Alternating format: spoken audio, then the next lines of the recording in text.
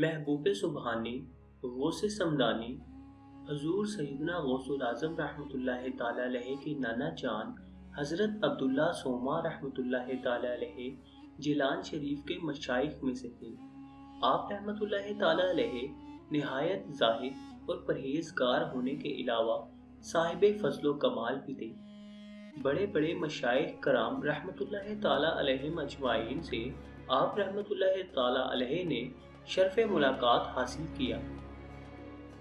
حضرت سیدنا عبد القادر جیلانی رحمۃ اللہ تعالی علیہ کی پھپھی صاحبہ بھی مستجاب الدعوات تھی۔ ایک دفعہ جیلان میں قحط سالی ہو گئی۔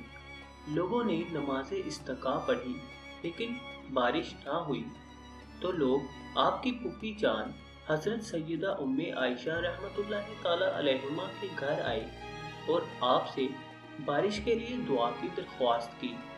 وہ اپنے گھر کے صحن کی طرف تشریف لائیں اور زمین پر جھاڑو دے کر دعا مانگی، اے رب العالمین، میں نے تو جھاڑو دے دیا اور اب تو چھڑکاؤ فرما دے۔